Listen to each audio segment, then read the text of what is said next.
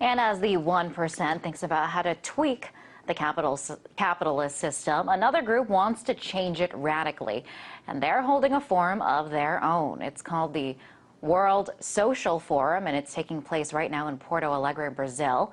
Brazil President Dilma Rousseff decided to ditch the elites and instead attend an event which has brought together a medley of social movement groups from around the globe. The event rivals the exclusive forum happening now in Davos. So can the World Social Forum shake things up enough to change the system? Well, to help answer this question and more is Mike Norman, Chief Economist of John Thomas Financial. Welcome, Norman. So we have several different groups, from the Arab Spring to Occupy Wall Street, Spain's indignant movement. They're all taking part in this forum. What do they all have in common? Well, I think what they have in common is an expression of outrage of what we've seen, policies which have resulted in massive income inequality around the world, inequality that has risen to a level where it's even being noted in the elitist gathering in Davos. Not that anything is going to be about it. And there's the point I have to make is that while this is a great alternate Davos, if you will, I'm not very optimistic that anything is going to come out of that, simply because we see throughout the world policy is being dictated and dominated by these elites. Look, we're not even talking about the failure of capitalism or the problems with capitalism as it exists right now. It's not capitalism. We're really talking about socialism for an elite group of people, corporate socialism, where policy by design around the world in the wealthy nations and elsewhere has been fashioned to a degree where most of the public wealth of nations now flowing up to that top 1%. And the result of this, it has created unstable economies. It has created unstable social environments. I don't see that changing anytime soon, which means that less for the 99%, more for the 1%, and a highly unstable economic system. So this movement is, it's dubbed as being anti-capitalist. They're protesting the fact that capitalism is not working. What then is the alternative? Well, first of all, let's understand, as I said before, this is not capitalism. This is clearly socialism for large institutions and an elite group in the world. What will work? Look, let's understand something right now, okay? We hear a lot about maybe shortages of energy, shortages of food, shortages of capital, indeed shortages of money. But we have none of that. The only thing we lack really in the world today is moral leadership. That's what we lack. And I think that's where the focus is moving towards. The understanding that, look, we're having policy being driven by people, by leadership, which is morally bankrupt. And the attention has to first start there. And that's what I think these alternate movements and Occupy Wall Street have drawn attention to.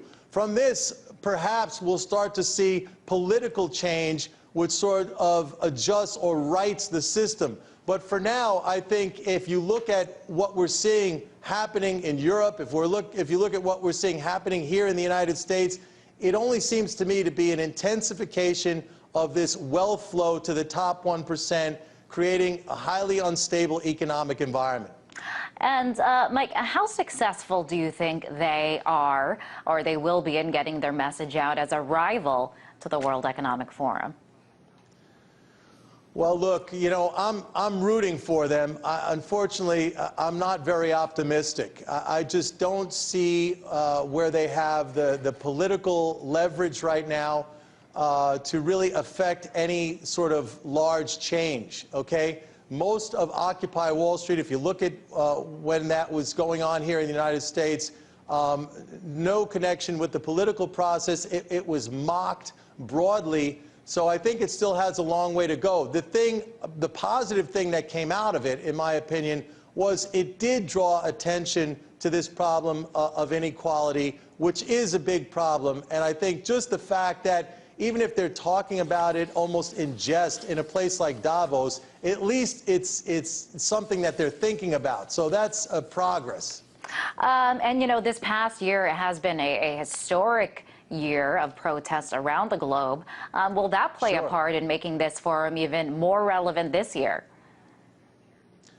Well, I think so. And the other thing to recognize is I don't believe that the protests and the outrage is going to go away. If anything, I think it's going to be more established. It's going to become more organized. It's going to become more widespread in the coming years. Eventually, you will start to see it have an effect on the political process.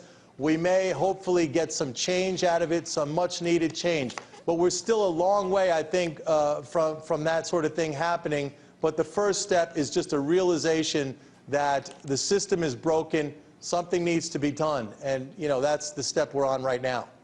And I also want to turn over to specifically here in the U.S., President Obama's State of the Union speech a couple of days ago.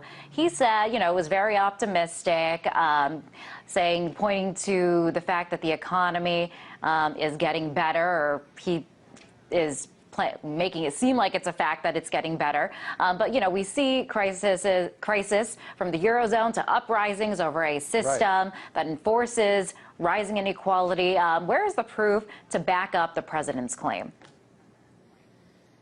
Well, the proof is in the data over the last couple of years. But the problem is, you know, going forward now, we see the United States embarking on the very policies that Europe has embraced over the last several years: austerity, cuts in social programs, all the sorts of things which lead to a broadening of poverty, a weakening in the economy. Look, the economy here, it's much better than it is in Europe, but we're only growing. We're growing sub 2%. We're way below trend. There are millions and millions of people still out of work. Something like 40 million people in this country on food stamps. So the rebound from the very, very low depths of 2009, yes, it was a rebound. But by any comparison to historical periods of the economy coming out of a deep recession, it's been very weak. And that's precisely because of the policies that have been in place. And coming into this year and 2013, we have an intensification of this austerity, of spending cuts, of all the sort of safety nets that have maintained some sort of economic growth in the United States. And I'm afraid that that's going to lead to much slower growth, more unemployment, more poverty. And that's the real legacy that you pass along to future generations. It's not the debt, as we see. Look, S&P downgraded the credit rating of the United States, and what happened? Interest rates went down to a record low. They're practically at zero all across the term structure. The real legacy we pass along is not that debt. It's the poverty that we create by not making the investments we need to make in infrastructure, in schools, in education, in basic science, research and development, in health care. All those things represent the real capital, the real wealth of a nation, and we're just not doing it. And that is why we are seeing these uprisings and these protests. Thank you for coming on the show. That was Chief Economist from John Thomas Financial, Mike Norman.